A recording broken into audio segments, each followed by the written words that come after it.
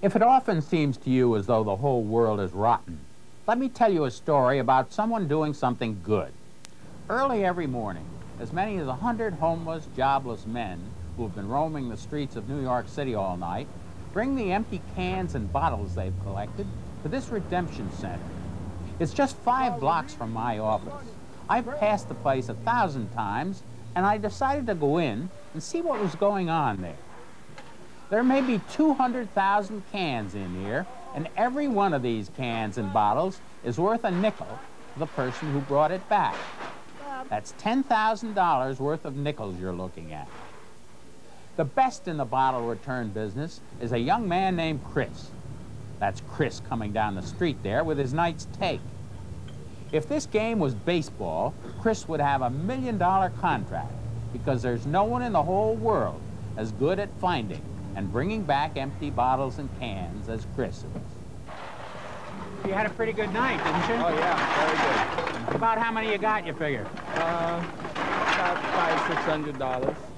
Right. Well, are you homeless? You have a home? I was homeless at one time, so I just got into this, and I realized it could be very lucrative, so I just started doing it, and I find that people were throwing away more cans than you could actually collect. This is a non-profit operation called We Can.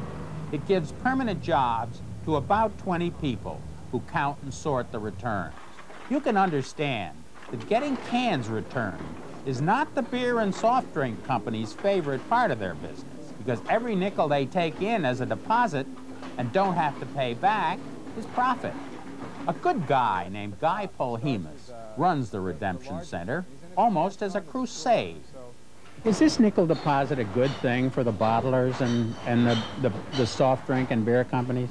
Well, when you say a good thing in terms of what? It's not a good... Do they get the nickel? Yeah, they get the nickel and they keep it. It's a good thing if no one brings their empties back. What percentage of empties come back? I'd say about 25% at the most come back. This has been a good thing for them then. For the bottlers, yes, it's been a cash cow. It's been a windfall because it's a substantial amount of money. Who's good and who's bad giving the nickel back? Well, Anheuser-Busch is good. They were originally very bad, but they are... These are all these used Budweiser. To be, right, these used to be street trash before We Can. Today, they're street gold to a homeless person. How is Coke and how is Pepsi-Cola? Coke and Pepsi-Cola are pretty good.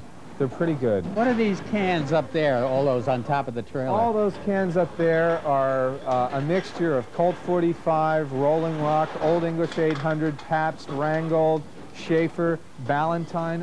These are all distributors who refuse to pick up and pay the nickel under the New York State Bottle Bill Act. Collecting them is not the problem. No. That's the least of the problem. That's the least of the problem. It's getting them to pay the nickel. And it's just a nickel, but it adds up. You see, there are some good people left in the world, and you can see them sometimes. Even right here on 60 Minutes.